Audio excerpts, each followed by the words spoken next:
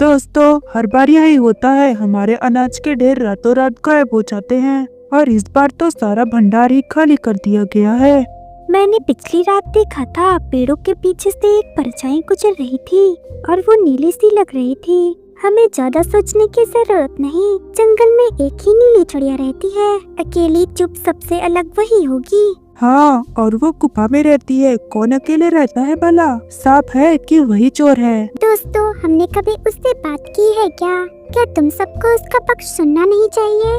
तुम सब ऐसे ही किसी पर इल्जाम नहीं लगा सकते। दोस्तों, जंगल का नियम साफ है, अगर किसी पे शक है तो उसे सभा में आना पड़ेगा। हम इस बारे में नीली चिड़िया से बात करेंगे। नीली चिड़िया को बुलाया जाए। एक पुराने पत्थरों की गुफा में जहाँ नीली चिड़िया अकेली रहती थी। कितनी बार सोचा जंगल लौट जाऊं, सबको बताओ कि मैं वैसी नहीं हूँ जैसे वो सोचते हैं, लेकिन फिर डर लगता है, क्या वो मेरी बात सुनेंगे? क्या वो मेरी चुप्पी समझ पाएंगे? नीली चिड़िया दिल की बहुत साफ थी।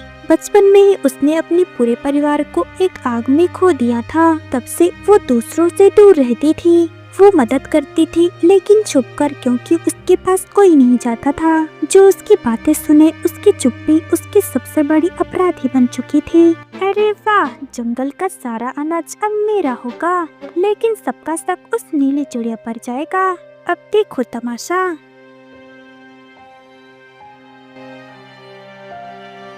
अगले दिन सभी पक्षी फिर से इकट्ठा होते हैं और नीली चिड़िया को सभा में लाया जाता है। हमें तुम्हारे खिलाफ सबूत मिले हैं। तुमने हमारे जंगल का अनाज चुराया है। क्या तुम्हें अपनी सफाई में कुछ कहना है? मैंने कुछ नहीं किया, मुझे फंसाया गया है। पर तुम कभी किसी से बात नहीं करती, हम कैसे मान ले कि तुम निर्दोष हो? हाँ, अगर ये बेगुनाह होती तो क्या इतने सालों से उस गुफा में चिपके रहती? कभी किसी ने पूछा ही नहीं कि मैं चुप क्यों हूँ? कभी किसी ने यह जानने की कोशिश की कि मैंने अपना पूरा परिवार कैसे खोया? मैं अकेली हूँ पर चोर नहीं। फैसला हो चुका है, नीली चिड़िया को जंगल से निकाल दिया जाए। नीली चिड़िया वहाँ से चली जाती है।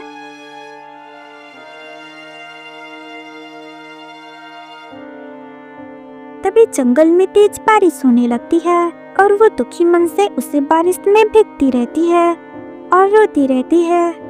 कभी कभी सबसे बड़ा दुख वो होता है जब तुम सही होते हुए भी दोषी ठहराए जाते हो और तुम्हें अपनी सफाई देने का मौका तक नहीं मिलता। ऐसे ही कुछ दिन बीत जाते हैं। कुछ दिन जंगल में कोई चोरी नहीं होती और सबको यकीन भी हो जाता है कि नीली चिड़िया ही चोर थी। एक दिन मिठू तोता टहलने के लिए रात को बाहर निकलता है। तभी उसकी नजर कोरी पर पड़ती है। अरे, ये इतनी रात को यहाँ क्या कर रही है? वो उसके पीछे जाता है। ओह, तो असली चोर ये है। मिठू तोते को सब समझ आ जाता है और वो सभी पक्षियों को लेकर वहाँ चला जाता है। तो तुम हो असली चोर? मैं चोर नहीं हूँ। तो फिर इतनी रात को तुम यहाँ क्या कर रही हो? कोरी के पास कोई जवाब नहीं होता है, वो चुपचाप वहाँ खड़ी रहती है। सच बताओ, क्या तुमने नीली चिड़िया को फंसाया है? जंगल की सारी चोरी तुमने की है। हमें बता दो, नहीं तो इसका अंजाम बहुत बुरा होगा। हाँ, चोरी मैंने ही की है, मुझे माफ कर दीजिए। कोरी अपनी गलती कबूल करती है और सभी पक्षी मिलकर उसे इस जंगल से निकाल देते हैं। हमसे बहुत बड़ी गलती हो गई है, हमें नीली चिड़िया से माफी मांगनी होगी। सब मिलकर नीली चिड़िया को वापस ले आते हैं। हमें माफ कर दो, हमने बिना सोचे बिना समझे तुम्हें दोषी ठहराया। हाँ, और हमने तुम्हारी चुप्पी को घमंड समझा। हम सबको माफ कर दो।